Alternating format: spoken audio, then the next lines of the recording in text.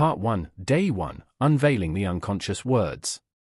I started the challenge on a Monday morning, that kind of morning when most people are still carrying a bit of weekend laziness, a hint of reluctance. I mentally prepared myself, took a sip of coffee, and told myself, today, I won't say a single negative thing. It sounded simple. I used to think, just be careful with your words, think before you speak, how hard can it be? But reality hit differently. Within the first 2 hours, I had already blurted out over a dozen negative remarks, without even realizing it in the moment. When the printer jammed.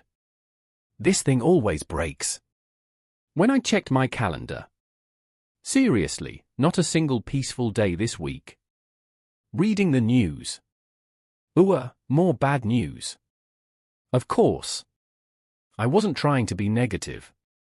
I wasn't intentionally spreading bad vibes. I was just reacting. And I realized that reaction had become deeply embedded in my everyday life.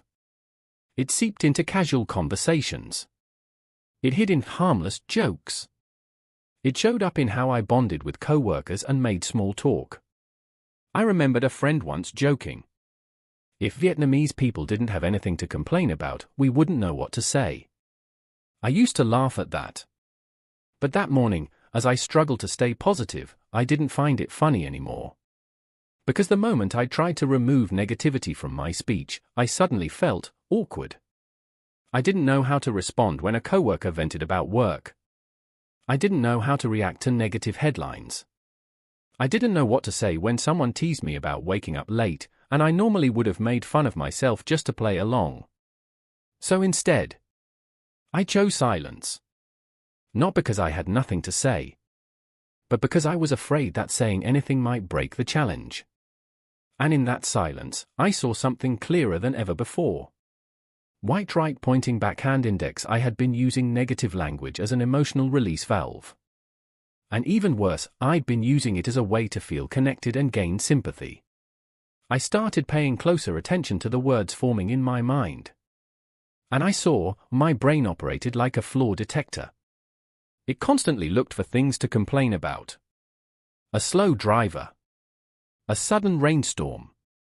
A frustrating headline. A tiny imperfection in someone's behavior. I couldn't remember when I had adopted the mindset that negative reactions are natural. You have to vent or you'll explode. Everyone does it. But now, when I had to stop and choose differently, I saw it. Complaining is so easy, it requires no thought. But choosing a positive response? That demands awareness, control, and patience. Day 1 ended with a feeling of deep confusion. Not because I had failed so many times, but because I realized something even deeper. White right pointing backhand index. This challenge isn't just about controlling what I say. It's about waking up. About asking myself if I'm really living consciously or just reacting on autopilot. On that first day, I thought I was trying to control for myself. But in truth, I was starting to understand myself.